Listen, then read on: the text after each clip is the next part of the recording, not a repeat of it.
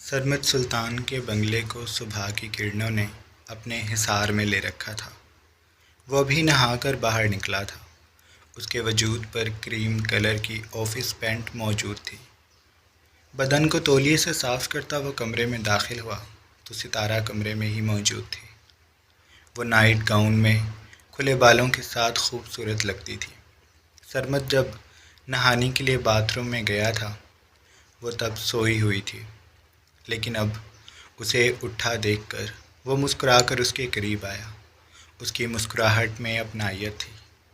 ستارہ بھی اسے دیکھ کر بوجھل آنکھوں سے مسکرائی تھی۔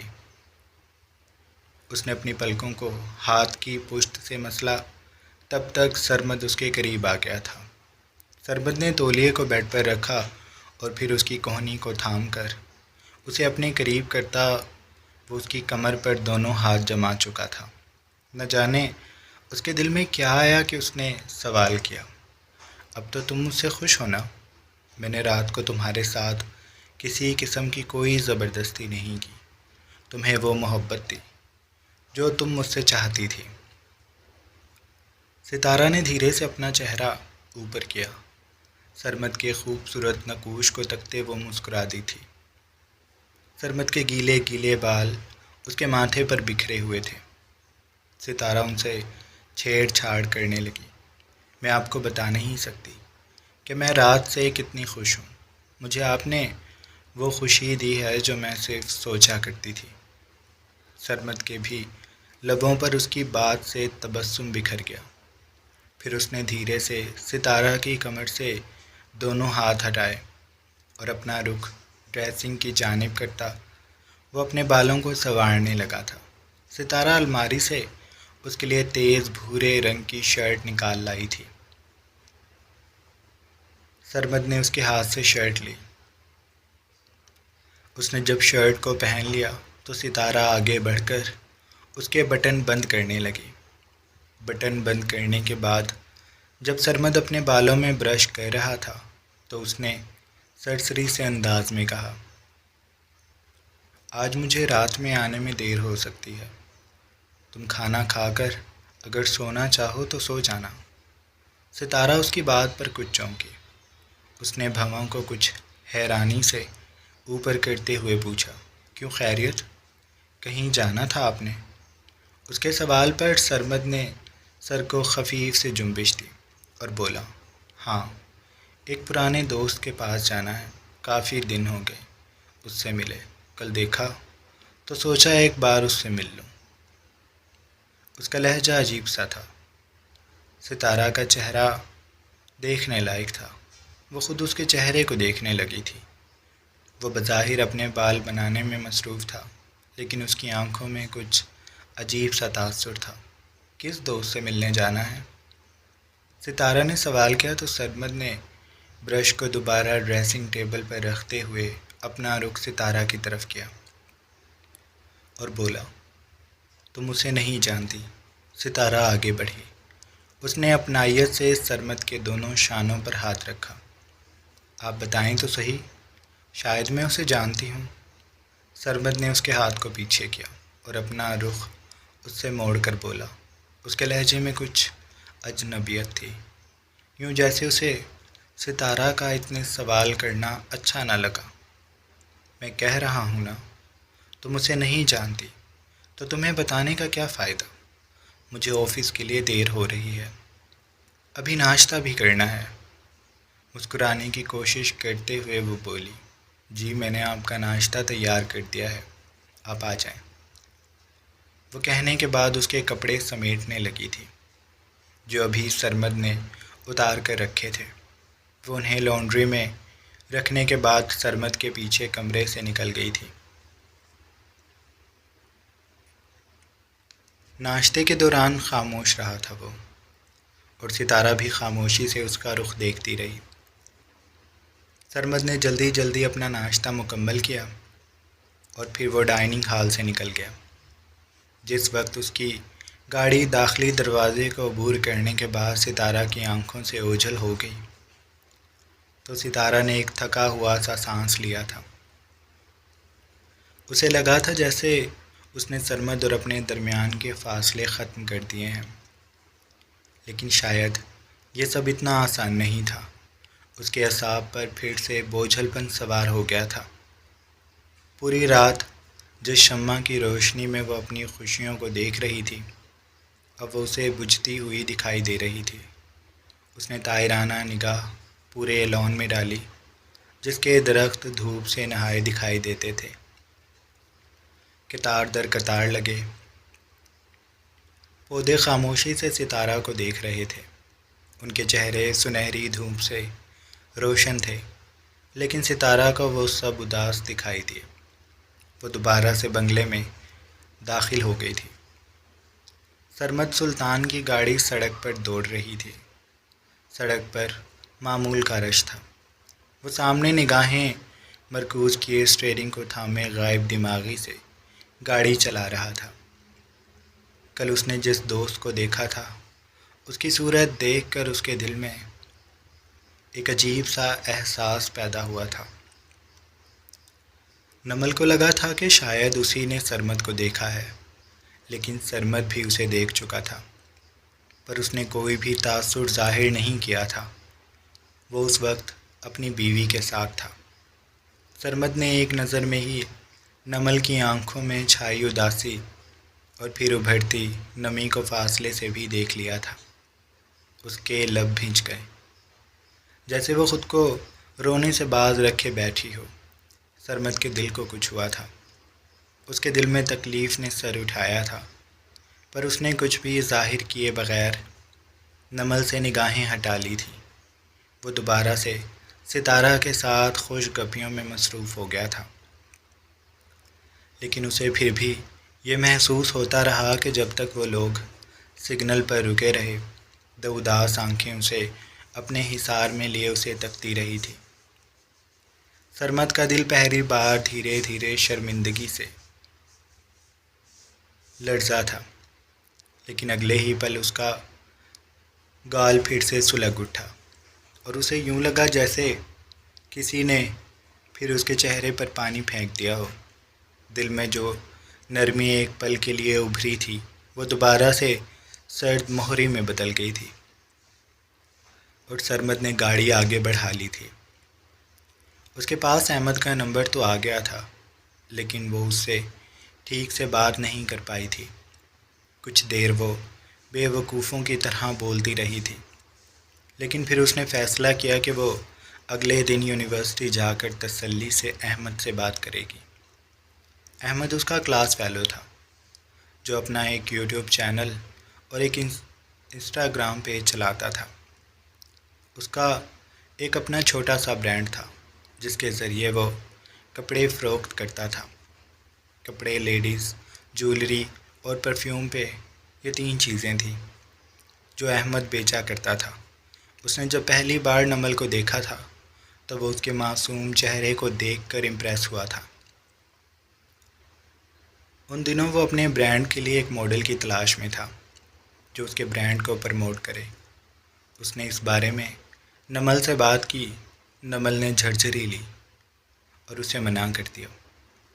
نہیں، میں یہ سب نہیں کر سکتی، مجھ سے کیمرہ فیس نہیں ہوتا، میں تو تصویریں بھی بہت کم بناتی ہوں، اور تم چاہ رہے ہو کہ میں تمہاری برانڈ کی ماڈل بن جاؤں، یہ تو ناممکن بات ہے۔ اس نے ہنس کر اس کی بات کو ٹال دیا تھا، لیکن احمد اس کے پیچھے پڑا رہا۔ کئی دن وہ نمل کو سمجھاتا رہا کہ اگر ایک بار نمل اس بارے میں سنجیدگی سے سوچ لے تو وہ اس پر کام کر سکتے ہیں، اور نمل ضرور اس کام کو انجوائے کرے گی۔ لیکن نمل بہت معصوم چہرے کی حامل تھی۔ اس کے چہرے پر موجود معصومیت نے احمد کو اکسایا تھا کہ وہ اسے اپنی ماڈل کے طور پر اپروچ کرے۔ وہ تب بھی اسے اچھی خاصی رقم دینے کو تیار تھا۔ وہ ایک شوٹ کے نمل کو 25,000 دینا چاہتا تھا، اور شوٹ صرف 3 دن کا تھا۔ نمل کے پہلے تو دل میں خیال آیا کہ وہ مان جائے، لیکن پھر اس نے پوری رات اسی بے چینی میں گزاری کہ وہ کیمرے کو فیس کیسے کرے گی، اور پھر اس نے بڑی ہی سنجیدگی سے جا کر احمد کو انکار کر دیا تھا۔ احمد کے چہرے پر بے بسی پھیل گئی تھی، وہ خاصا نا امید دکھائی دیا تھا۔ اس کے بعد نمل جان بوجھ کر اس سے پہلو بچاتی رہی تھی، نہ وہ اس سے نگاہیں ملاتی تھی، نہ ہی اس کے برانڈ اور کپڑوں جولری کے متعلق پوچھتی تھی۔ لیکن آج جب لیکچر لینے کے بعد وہ نکلی تو احمد اس سے چند قدم آگے تھا۔ وہ کوریڈور میں بے پرواہی سے اپنے موبائل میں مصروف آگے بڑھتا جا رہا تھا۔ نمل نے اسے عقب سے آواز دی تو وہ چونک کر رکا۔ اس نے گردن موڑ کر دیکھا۔ سامنے نمل کو کھڑا دیکھ اسے حیرانی ہوئی تھی۔ تم نے مجھے بلایا؟ اسے جیسے اپنے کانوں پر یقین نہیں آیا تھا۔ وہ خوش شکل لڑکا تھا، گول مٹول نقوش والا، بھرے بھرے جسم کا مالک۔ وہ لڑکا 27 سال کا لگتا تھا، لیکن اپنے پیروں پر کھڑا وہ ایک کامیاب بزنس چلا رہا تھا۔ نمل نے گردن کو ہلایا۔ وہ آگے بڑھی۔ اس کے مقابل رک کر اس نے گہرے گہرے سانس بھرے۔ اس کا دل اس قدر تیزی سے دھڑک رہا تھا کہ اسے یوں لگتا تھا جیسے یہ دل اس کی پسلیوں کو توڑ کر باہر آ جائے گا۔ اس سے چند پل تو بولا ہی نہ گیا۔ احمد اس کی گھبراہٹ کو دیکھ رہا تھا۔ پھر اس نے دونوں ہاتھ اٹھا کر مصلحتاً کہا، ہمیں کینٹین میں جا کر بات کرنی چاہیے، تم ریلیکس ہو جاؤ۔ نمل کو یہ تجویز بہتر لگی، اس لیے وہ مان گئی۔ پھر احمد آگے ایک قدم اٹھاتا اسے لے کر کینٹین میں آ گیا تھا۔ کینٹین میں معمول کا رش تھا۔ احمد نے متلاشی نگاہوں سے پوری کینٹین کو دیکھا۔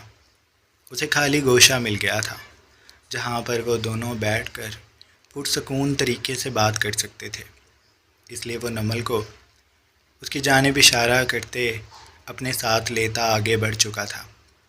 وہ دونوں جس وقت میز پر آمنے سامنے بیٹھے تو احمد نے کینٹین والے لڑکے کو 2 بوتلیں لانے کا کہا۔ نمل نے انکار بھی کیا لیکن وہ نہ مانا، تو وہ خاموش ہو گئی۔ چند پل خاموشی سے گزرتے گئے۔ پھر احمد نے کہا، تم نے شاید مجھ سے کوئی بات کرنی تھی۔ اس کا موبائل بار بار بیپ کر رہا تھا، جیسے کوئی اسے مسلسل میسج کر رہا ہو۔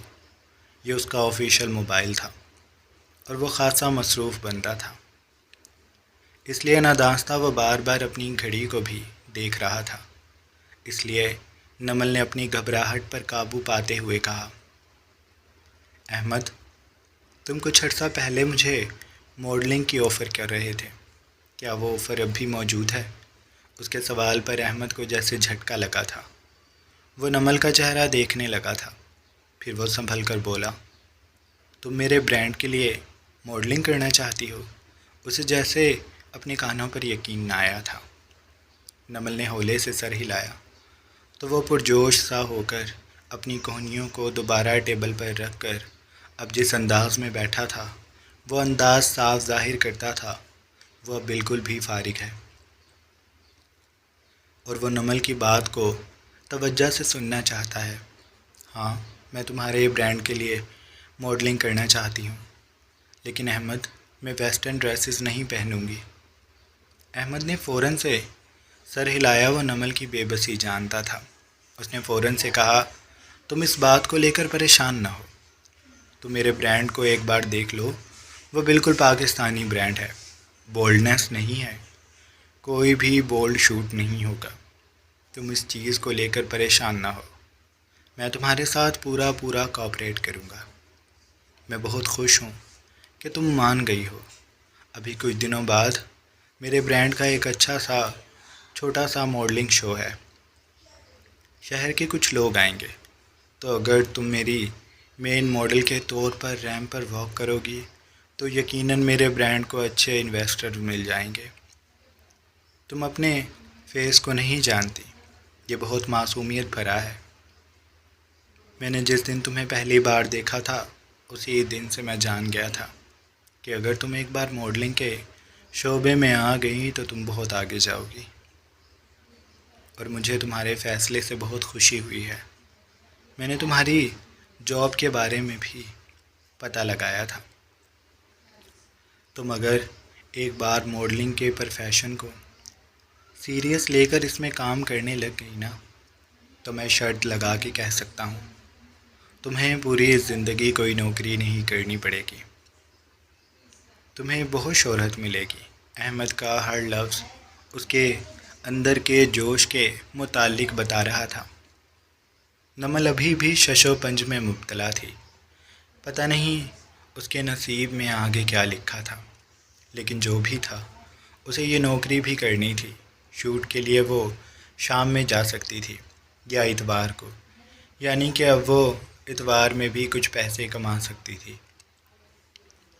احمد اسے اپنے برانڈ کے متعلق بتانے لگا تھا۔ وہ موبائل پر اسے تصویریں دکھا رہا تھا۔ کپڑے سچ مچ پاکستانی تھے۔ زیادہ سے زیادہ بولڈنس بس یہی تھی کہ گلا تھوڑا سا ڈیپ تھا، اتنا بھی نہیں کہ کچھ آیا ہو۔ پھر تھوڑے سے بیک لیس گلے تھے، لیکن احمد نے جو کچھ اسے بتایا تھا وہ بالکل حقیقت تھی۔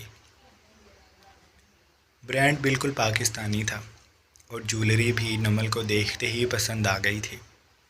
احمد نے اپنے برانڈ کے متعلق تمام تفصیلات دینے کے بعد نمل کو کہا، تو پھر تم اس اتوار کو میرے پاس آ جانا، میں تمہیں ایڈریس سینڈ کر دوں گا۔ ہم ایک چھوٹا سا فوٹو شوٹ رکھ لیں گے۔ اس نے احمد کی بات پر سر ہلایا اور پھر بولی، کیا تم میرا ٹرائل لینا چاہتے ہو؟ اس کے دل میں ایک وہم نے سر اٹھایا کہ کہیں احمد یہ ٹرائل اس لیے تو نہیں لے رہا کہ نمل اس کے برانڈ پر پورا اترتی بھی ہے یا نہیں۔ نمل کے سوال پر احمد بے ساختہ کھلکھلا کر ہنس دیا۔ ارے نہیں، میں یہ ٹرائل اس لیے نہیں لے رہا کہ مجھے ابھی بھی تمہیں جج کرنا ہے۔ میں تو یہ ٹرائل اس لیے لے رہا ہوں تاکہ تم ایک بار فوٹو شوٹ کو دیکھ لو، اسے سمجھ لو، تھوڑا کمفرٹیبل فیل کر لو۔ پھر ہم مین برانڈ کو پروموٹ کریں گے تاکہ ان میں غلطیاں نہ ہوں۔ احمد نے رسان سے اسے تمام بات سمجھائی تو وہ سکون بھرا سانس لینے کے بعد بولی، ٹھیک ہے، میں پھر اتوار کو تمہارے پاس آ جاؤں گی، تو مجھے ایڈریس سینڈ کر دینا۔ نمل کا نمبر اب اس کے پاس تھا۔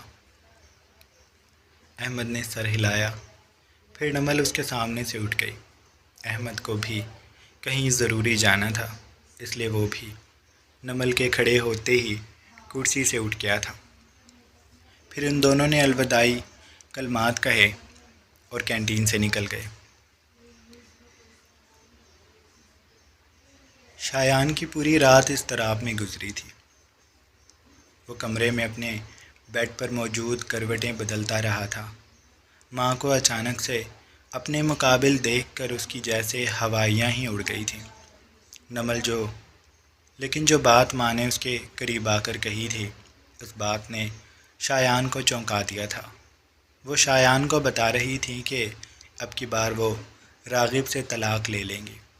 وہ چند پل بنگلے کو روشن کرنے کے بعد ماں کے پہلو میں خاموشی سے بیٹھا رہا۔ ماں اسے بتا رہی تھی کہ وہ اٹلی چلی گئی تھی، انہیں کچھ وقت اکیلے گزارنا تھا، اس لیے انہیں مناسب لگا کہ وہ پاکستان سے دور چلی جائیں۔ وہاں انہوں نے جا کر کچھ تھیراپیز وغیرہ لیں، کچھ سائیکائٹرسٹ سے ملی، اور جب ان کی مینٹل ہیلتھ اس قابل ہو گئی کہ وہ دوبارہ سے ان ساری چیزوں کو فیس کر سکیں تو وہ پاکستان لوٹ آئی تھیں۔ بتاتے بتاتے ان کی آنکھیں نم ہو گئی تھیں۔ انہوں نے ہاتھ بڑھا کر شایان کے مضبوط ہاتھ کو اپنے ہاتھ میں لیا اور کپ کپاتے لبوں سے بولتے، شایان تم ٹھیک کہتے تھے، راغب نے صرف اور صرف میرا استعمال کیا تھا، اس نے میری دولت سے مجھے ہی ہرا دیا۔ جب وہ کامیاب ہو گیا تو اس نے مجھے دودھ میں سے مکھی کی طرح نکال دیا۔ مجھے مرد سے کبھی بھی وفا نہیں ملی، پہلے مجھے تمہارے بابا نے دھوکہ دیا اور اب راغب نے مجھے دھوکہ دیا ہے، اور یہ درد اتنا گہرا ہے کہ مجھے اندر ہی اندر تکلیف محسوس ہوتی ہے۔ میں زندگی اور موت کے درمیان میں کھڑی ہوں، جسے عالم برزخ کہا جاتا ہے، میں اپنے وجود کو ہوا میں تیرتا محسوس کر رہی ہوں۔ میں اس قدر بے بس ہوں کہ مجھے قدم ٹکانے کے لیے زمین میسر نہیں۔ میں بہت تکلیف میں ہوں شایان، اور مجھے اس تکلیف سے نکلنے کے لیے میرے بیٹے کا سہارا چاہیے۔ کیا تم میرا سہارا بنو گے؟ وہ آگے بڑھ کر شایان کے سینے سے لگ گئی، اور شایان کا سانس جیسے اس کے سینے میں ہی اٹک کر رہ گیا تھا۔ اسے سمجھ نہ آئی کہ وہ جواب میں کیا کہے، لیکن پھر اس نے ماں کی پشت کو دھیرے دھیرے سہلاتے ہوئے کہا، آپ بے فکر رہیں، میں ہمیشہ آپ کے ساتھ ہوں، لیکن اب آپ دوبارہ اس راغب کی شکل نہیں دیکھیں گے۔ آپ طلاق کے بعد میرے پاس رہیں گی۔ آپ میری ذمہ داری ہیں۔ میں اب آپ کو کوئی بھی تکلیف پہنچنے نہیں دوں گا۔ ماں اس کی بات پر آگے کو ہوئی، اور پھر انہوں نے شایان کے ماتھے کو دھیرے سے چوما۔ پھر کسی خیال کے تحت انہوں نے متلاشی نگاہوں کو پورے بنگلے میں دوڑاتے ہوئے پوچھا، مجھے سہانا نظر نہیں آ رہی؟ میں جب سے آئی ہوں اسے ہی ڈھونڈ رہی ہوں، وہ کہاں گئی ہے؟ ان کے سوال پر شایان نے گہرا سانس بھرا۔ وہ ڈیڈ کے پاس امریکہ چلی گئی ہے۔ زیبا اس کی بات پر چونکی تھی، پھر اس نے افسوس سے سر کو ہلاتے ہوئے خاموشی اختیار کر لی تھی۔ شایان کچھ دیر ان سے نرمی سے باتیں کرتا رہا، ان کی صحت، سامان وغیرہ کے بارے میں پوچھنے کے بعد شایان زیبا کو ڈائننگ ہال کی جانب لے کر چلا گیا تھا۔ اس نے ملازم کو نیند سے اٹھا کر زیبا کے لیے کھانا بنوایا تھا۔ زیبا کا دل نہیں کر رہا تھا کچھ بھی کھانے کو، لیکن اس نے شایان کا دل رکھنے کے لیے اس کے ساتھ بیٹھ کر رات کا کھانا کھایا تھا۔ پھر وہ سونے کے لیے اپنے پرانے کمرے میں آ گئی تھی، اور شایان بھی اپنے کمرے میں آ گیا تھا۔ پوری رات وہ اسی بے چینی کا شکار رہا تھا۔ اسے خوشی بھی محسوس ہو رہی تھی، لیکن ایک عجیب سا خالی پن بھی اس کے وجود میں پھیل چکا تھا۔ وہ اپنی حالت کو سمجھ نہیں پا رہا تھا۔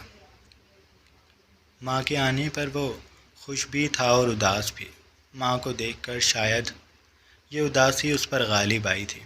ماں بہت بدل گئی تھی۔ ان کا چہرہ پہلے سے زیادہ بوڑھا لگتا تھا۔ انہوں نے میک اپ کرنا چھوڑ دیا تھا۔ وہ شایان کے سامنے بھی لون کے سادے سے قمیص شلوار میں ملبوس تھیں، اور ان کا یہ انداز شایان کو عجیب لگا تھا۔ پہلے تو اسے اپنی آنکھوں پر یقین ہی نہ آیا تھا کہ سامنے کھڑی عورت اس کی ماں ہے، جو ہر وقت خوبصورتی کے لیے پریشان رہتی تھی۔ اس عورت نے جیسے زندگی سے منہ ہی موڑ لیا تھا۔ وہ پوری رات اپنی ماں کی اداس آنکھوں اور ان میں موجود نمی کے متعلق سوچتا رہا تھا۔ اسے ایک بار پھر راغب چوہان سے شدید نفرت محسوس ہوئی تھی۔ وہ اب کی بار اپنی ماں کے بالکل شانہ بشانہ کھڑا ہو کر انہیں راغب کے چنگل سے آزاد کروائے گا، اور پھر ان کی زندگی ہمیشہ کے لیے پرسکون ہو جائے گی۔ اس نے سارے حساب کتاب لگائے۔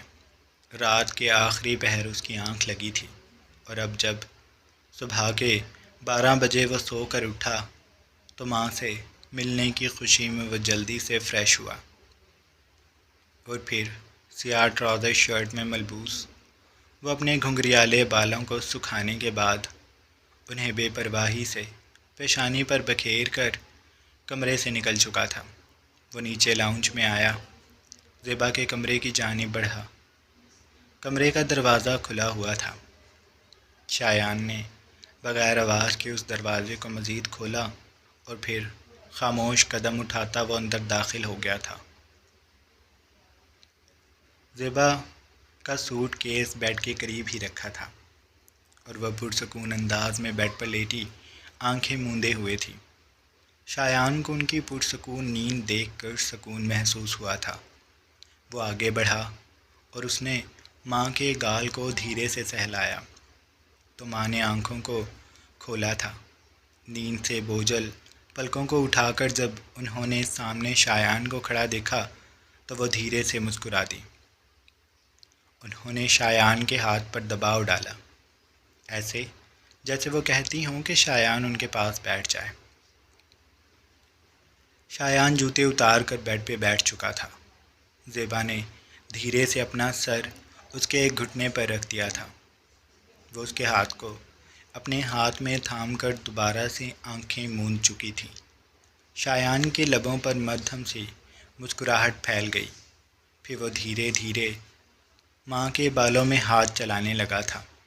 یہ وہی محبت تھی، یہ وہی توجہ تھی جو شایان اپنی ماں سے چاہتا تھا، اور آج وہ محبت اور توجہ اسے مل رہی تھی۔ جو وسوسے اور وہم اور خالی پن رات میں اس کے دل میں ڈیرا جما کر بیٹھا تھا، اب وہ دھیرے دھیرے زائل ہو گیا تھا اور وہ خود کو پرسکون محسوس کر رہا تھا۔